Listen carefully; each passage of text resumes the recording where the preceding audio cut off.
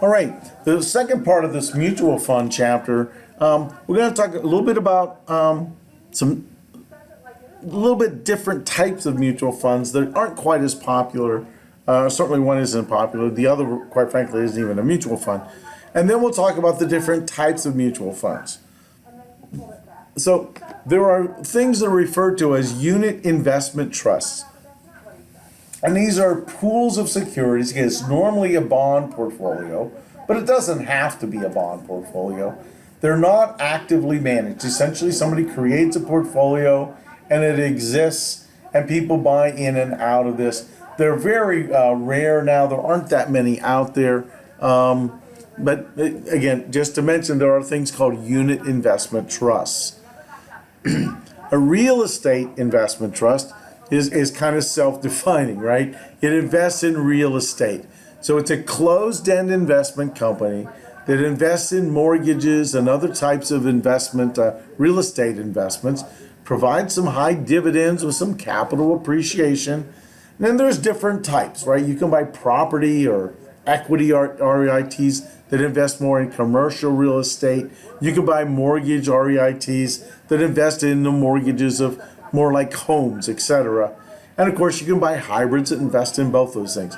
But again, it is a type of a mutual fund that's very specific, that really doesn't buy necessarily the stocks of other companies.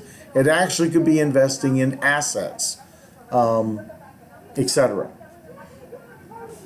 What about a hedge fund, right? I mean, people talk about hedge funds. They're not really mutual funds. They are private, limited partnerships. They're not regulated by mutual fund regulation. Typically, the general partner takes 10 to 20% of the profits off the top. Limited partners are investors, right? So the general partner gets 10 to 20% of the profits. Limited partners get the rest. You have to be referred to as an accredited investor. What does that mean? You have to have income about over $200,000 a year, and you have to have net worth of more than $1 million. So only wealthier people can even invest in hedge funds. They use arbitrage strategies, options, short fails. They do things that mutual funds by law are not allowed to do. So the word hedge fund kind of gets you there. Well, it's a mutual fund. It looks like a mutual fund, but it is not a mutual fund, in that they don't have to follow the same rules and guidelines, the regulations that help make mutual funds safer things for you and I to invest in. So now let's talk about different types of mutual funds. Now, when we use the word type of mutual funds here, what we're talking about is the investment goal within the fund. An example, a growth fund. Primarily what they're looking for is for capital gains and long-term growth. They're going to have very little or no dividend income, moderately risky investments, right, for the more aggressive investors, right? But they're going to invest in large, well-established companies that have growth potential. An aggressive growth, guess what? These are going to look at speculative companies. These are companies that are small companies. They may have high PE ratios. We're typically going to maybe look for companies that are not doing very well right now, but are turnaround situations. They're very high risk investments, and they're for very risky investors. A value fund. These seek stocks that are for some reason or another are undervalued in the marketplace. So they focus on calculating intrinsic value. There's some extensive fundamental analysis at play. They're going to look at low PE ratios, high dividend yield, promising futures. These are going to be actually less risky investors or investments. So people with moderate types of growth needs, and quite frankly, maybe even some conservative investors might look for these value funds in order to invest in. How would you know if it's a value fund? Usually the type of the name is in the title of the fund. So it would be the Fidelity Value Fund. Equity Income Fund. This is going to emphasize on two things. It's going to look at equity, so it's going to talk about capital, looking for capital gains, but it's also going to concentrate on high current income. So we're going to be looking for high yielding common stocks, convertible securities, or preferred stocks. It's looking for those types of equity investments that have high dividend rates.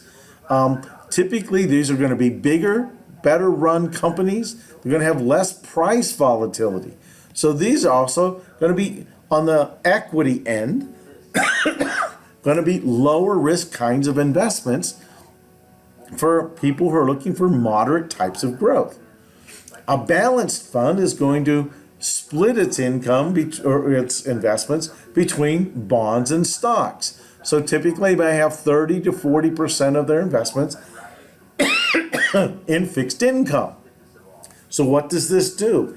Creates fixed income which has a base. So these are the types of mutual funds that will rarely have negative income because a portion of their portfolio always makes income. There's always interest going to be paid.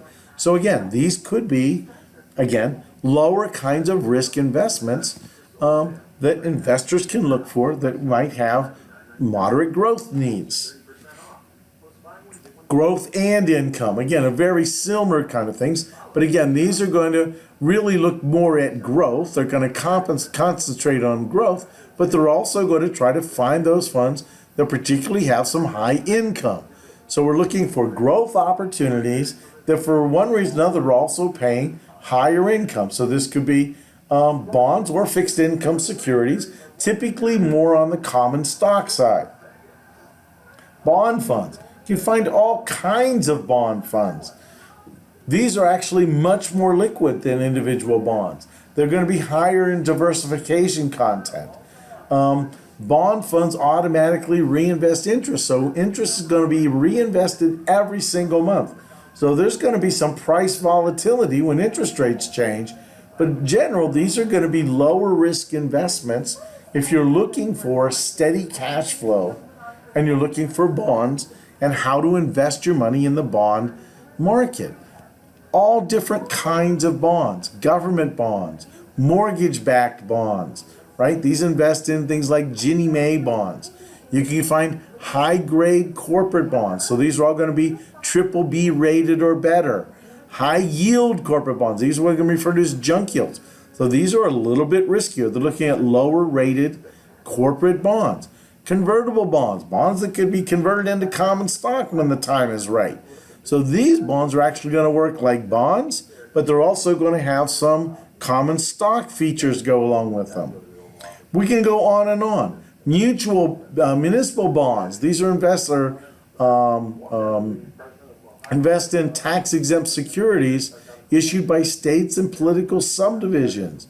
Right? In some states, you don't have to pay any taxes at all on interest. So they come as being double tax free because you don't have to pay federal tax income. But some of them you're also not going to have to pay single or the state in which you live in. We talked about this in the bond chapter. And you can then look at duration, right?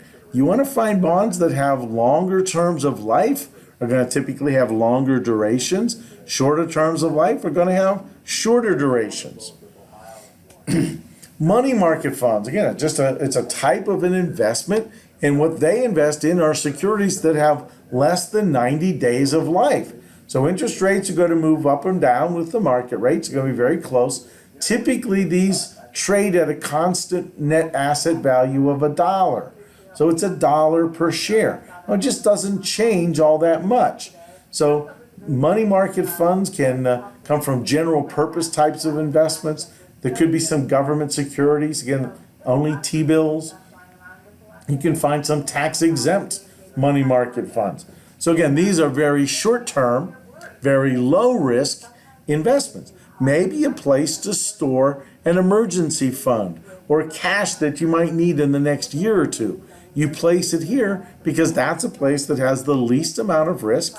But again, you're also going to earn a return on your investment that typically is going to beat whatever the bank might be willing to pay you.